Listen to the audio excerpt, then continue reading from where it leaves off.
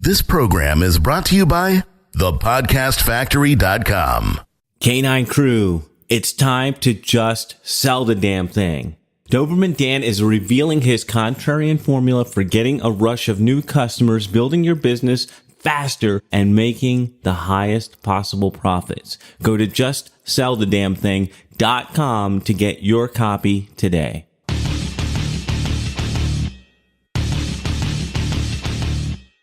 Prepare yourself for the uncensored, nothing held back, no BS reality of how business and life really work. Doberman Dan is off the chain.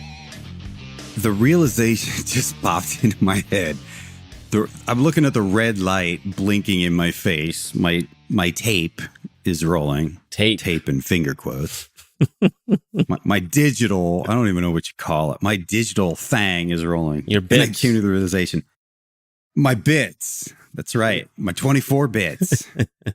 I could make it 48 bits if you want, but I'm afraid if my bits are bigger than yours, then we're going to have bit issues here. So it's just 24 for now. And balance in the force.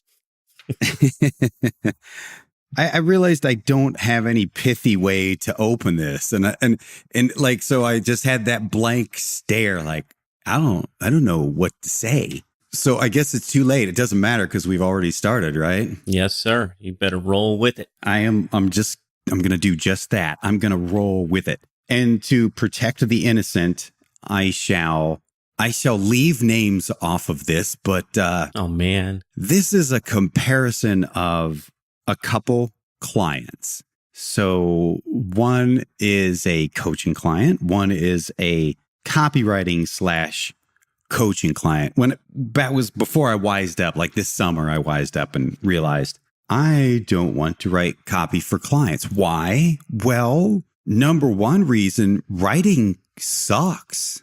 Really? Like, you're a writer. Regardless of the size of the check they write you, writing sucks. I don't know. Maybe you feel differently about it. To me, I think it sucks, but I do like the benefits of having written something, but the process sucks. Do you dig it? Yeah. Dan, I was actually thinking about this today, and I'm more so Ben Settle used to say that his podcast was like therapy for him. He was able to just get stuff off his chest. And I feel like writing for me is my therapy. Somebody annoys me and I get to write an email making fun of them. Somebody does something awesome, I get to write. So I actually like it. Well, I could see that. And I guess doing that kind of stuff, I enjoy. It just got to the point where the writing copy for clients, I wasn't enjoying it. Of course, that always changes. Who knows?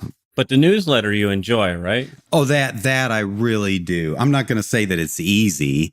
There are times when it sucks, when you don't feel like doing it. But most of the time I do enjoy that because like I feel like not only do I get that effect that Ben was talking about with his podcast, the getting it off your chest, but, I get to share cool stuff to help people.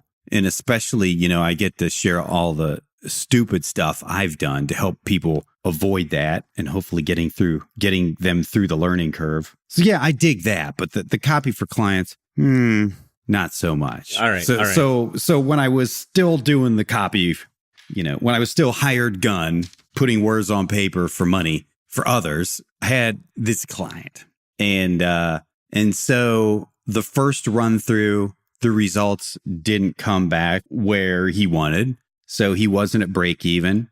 And as part of the agreement, I did a rewrite. And that also, although it looked like it was better than break even initially, when it was all said and done, it was less than break even. And like many kitchen table entrepreneurs, bootstrap entrepreneurs, going negative on your customer acquisition costs is not usually an option. The bigger players with a budget can do it and try to do it actually. But for the kitchen table entrepreneur, it just wasn't an option. So I get this email about just lamenting this whole thing and how unfair it was and how, he expected much better results and basically was quitting.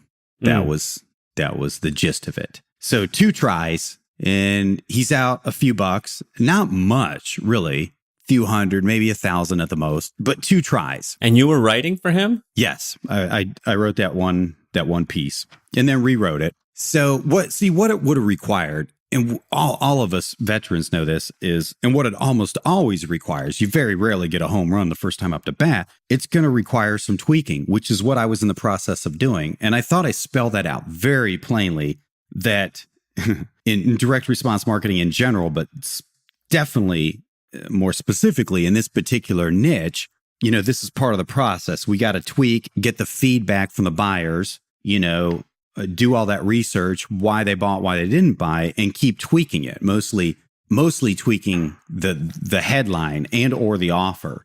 But so 2 tries and he's out. Like, life sucks. The world is unfair. I'm quitting. And then the same week, I got an email from another guy, a coaching client, and somebody in-house for him wrote their copy. And he told me the results, and it was not the results that they wanted. In fact, it was like total crickets. They sent this out to 1,000 people in direct mail, a very tightly niched offer in a very small niche that definitely doesn't have a lot of competition, and nothing, not even one call. So like much worse results than client number 1.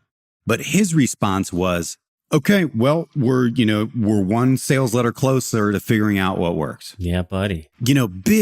Big difference there. When the first guy's email I got about, I'm quitting, life is unfair, poor pitiful me, I thought, like, holy crap, man, I guess I'm, superhuman, because I went through 9 straight years of that when I first started my entrepreneurial journey, like at least 2 businesses a year, and most years it was 3 for 9 years, all failed, one after the other, up to my neck in debt and credit card debt, and living in an apartment with somebody donated their couch to me that they were going to throw away because it smelled like cat piss, because they felt sorry for me because I had no furniture, because I was spending all my money on trying to get these businesses off the ground while I had the full-time civil service job. And so 9 years of that, but like 2 ad runs and this guy's quitting. And I wanted to tell him something reassuring, like quit crying. Yeah, right. STFU. I just told him the truth as I see it. I'd like to tell you, like, it gets better. So I've been in this for 33 years now, this entrepreneur thing. I don't think it ever changes. It's like, this is the process. You got to try stuff, and stuff doesn't get the results that you want or that you had imagined. But to get the results that you do want, you got to go through that. Like, that's part of the process.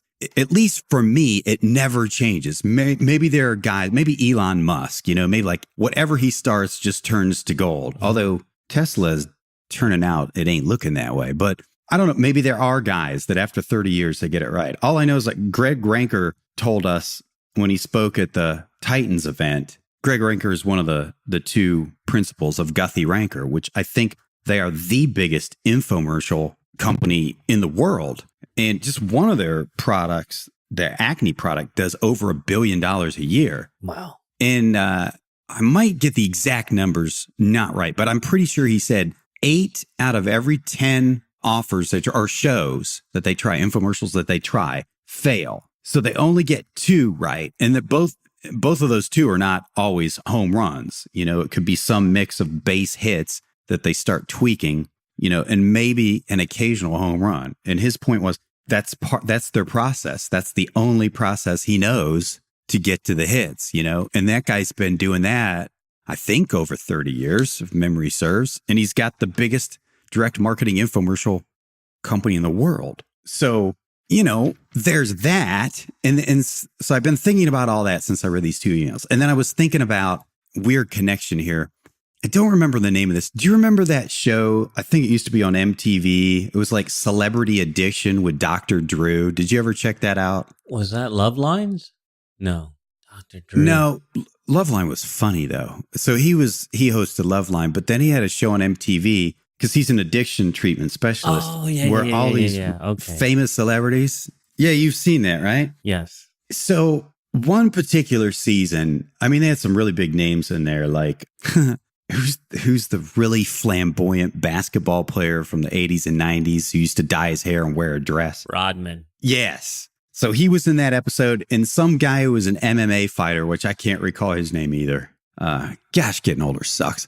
But so there were I think there were 10 people in that particular season. One of them was Jeff, what's his name? The actor who was the hunk on Taxi back in the 80s. That guy died from his addiction. But so they completed this treatment with Dr. Drew. And at the end, he told them, by the way, we have a 90% plus, I think maybe it was closer to 95% plus failure rate in treating addictions. And you could see their change in countenance because they just completed this program. They had all been clean for however long it was, everybody feeling good about themselves. But you could almost see they were like balloons with the air getting let out of them, except this MMA fighter. And he said, you know what? As soon as they told me that, I knew that I was going to be that, whatever it was, that 5% that makes it. Because that was the story of his entire life. He was always the underdog, almost never had a chance of making it, but he always did. And he's the only guy who reacted positive to that statement about the 95% failure rate.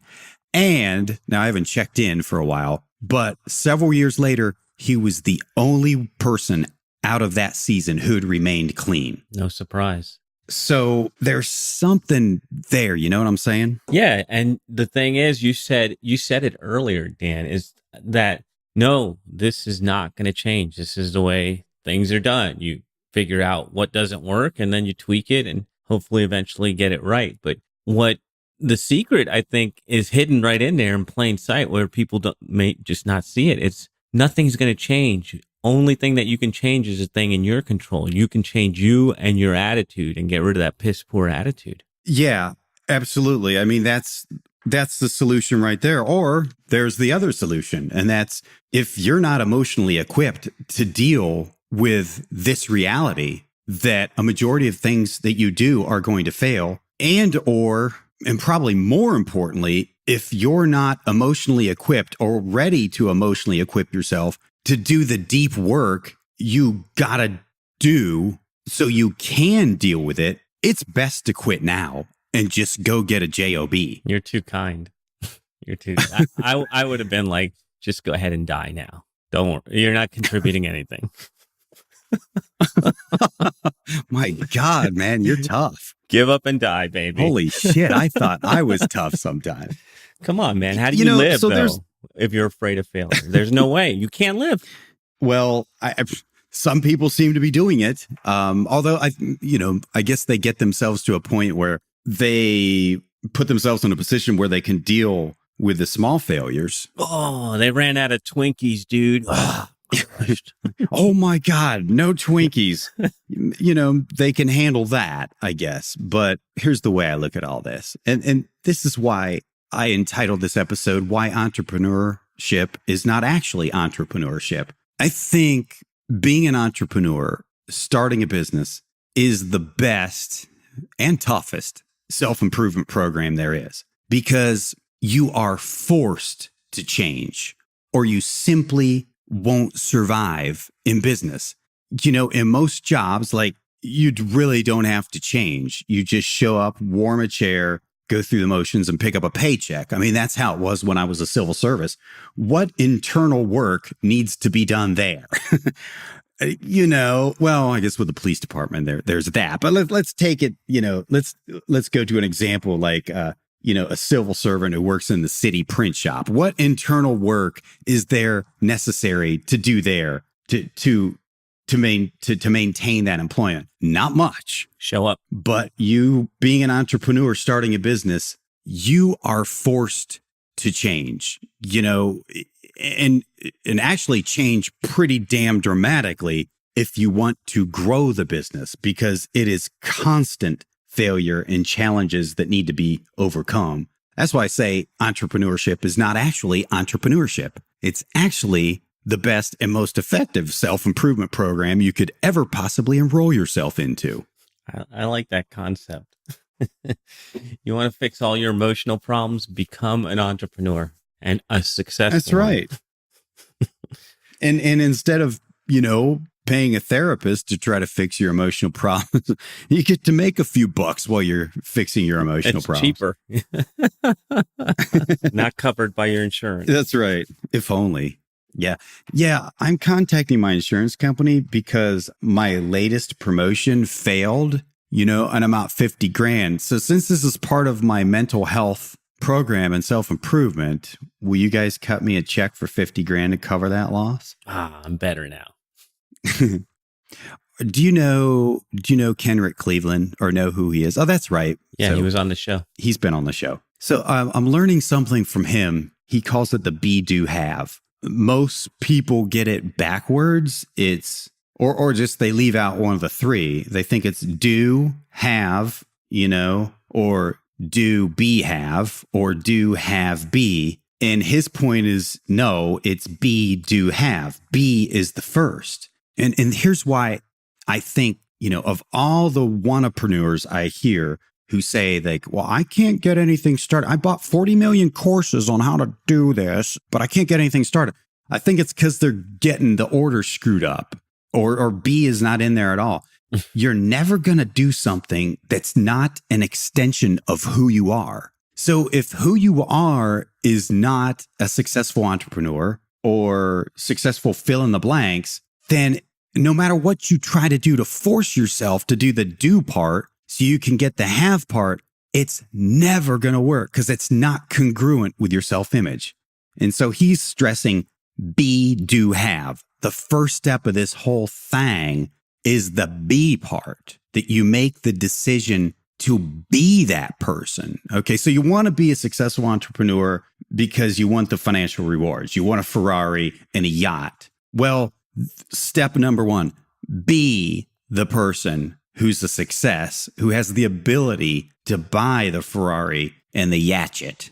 That's how it's spelled, at least. Yatchet. That's how I'm going to pronounce it from here on out. So that was pretty profound to me. So this self-improvement thing, why entrepreneurship is not actually entrepreneurship, is because for the person who sets their intention that I'm going to do this, be damned. And even if they get that sequence wrong and they start with a do and things aren't working out, they're going to quickly figure out, it's because I'm missing the be component. Let me work on that. That's why I said, if you're not emotionally equipped to do the deep inner work you need to do to be the person who is successful, then, you better chuck this idea now and just stick with your job or go get a job, because it ain't easy, is it, brother? No, man. No. But that you gave away the secret there. You got to be adaptable, right? You got to come back and say, hey, that was another way not to do it. Now let me figure out the right way. Yeah, that's absolutely right. When I look back to my 9-year stretch of serial failure, it was pretty freaking miserable. That's for sure. I'd love to tell you, I was positive. Woohoo, great. This business failed. That's great. Now I can start another. No way. No, I was really depressed. Life sucked, to be totally transparent with you. But, when I look back now, knowing what I know now, the biggest problem wasn't lack of skill set or not doing things right or not enough of a developed skill set. The number one problem for those 9 years of serial failure was mindset. I just was not doing the be part, nor was I even cognizant of the fact that I had to do that kind of deep inner work. Once I got onto that, then just doing the same activities started to work. That sounds really woo-woo, doesn't it? But that's how it worked out for me. It's so funny. Yeah, that's good, man. Hey, so what do you have coming up for us next time, Dan? I'm going to tell you how to take a vacation from your problems. Well, that sounds helpful. All right. So another Off the Chain show is in the can. We'll be back in your earbuds next time. Thanks for tuning in, K9 Crew. K9 Crew, before you run off, I want to remind you, Doberman Dan has set up an Off the Chain hotline. Call in, tell us you love us. It's even better if you tell us you hate us. It doesn't matter what you say. All you have to do is call in, leave a message. The number is 321-424 321-424-6043. Again, Off the Chain hotline, 321-424-6043. This is thepodcastfactory.com.